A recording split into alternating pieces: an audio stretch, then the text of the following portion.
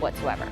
Taking a look at Matt Nagy's career as the Bears head coach. It started off so well, so much promise. 12-4 in that 2018 season.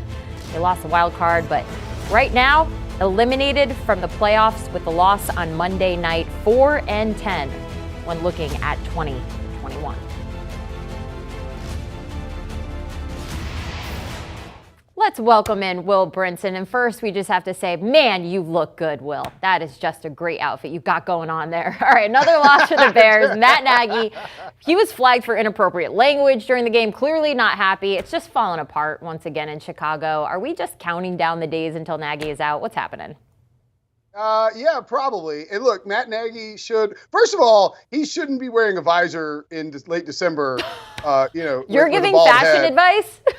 Yeah, I mean, look, he should be wearing a hoodie. Like, warm up. I don't know. I was told to start wearing this hoodie on this show. It's not my move. Also, it's freezing in my office, so I am perfectly fine wearing a hoodie. Having said all of that about fashion, I would point out that Matt Nagy could have sprinted onto the field, tackled one of those officials, tackled him to the ground, thrown his challenge flag on him, done the gritty on top of him or whatever the dance is that Justin Jefferson does and that the ESPN Countdown people did, and been thrown out of the game, and everyone would have been fine with it.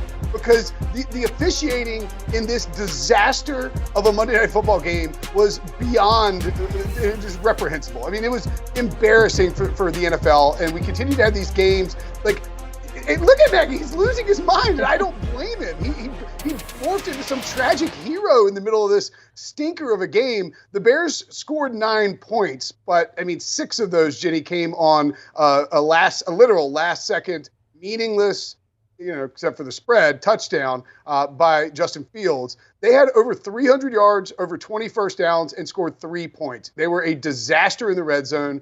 Offensively, they are a problem. They were miserable on fourth down. The play calling was just gross. And it's probably time for Matt Nagy to go. I don't think that he's necessarily a terrible coach, but the combination of the skill guys he's had, courtesy of Ryan Pace, coupled with the play calling and sort of the quarterbacks that have frankly been foisted on him, to borrow a word from Larry David, have just turned the Bears into a very bad football team. RIP in the hunt. The Bears are eliminated, and we shouldn't see them in primetime ever again.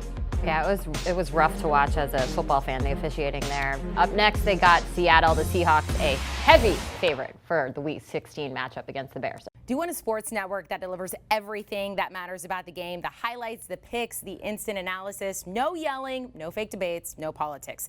Hit the subscribe button and never miss a moment.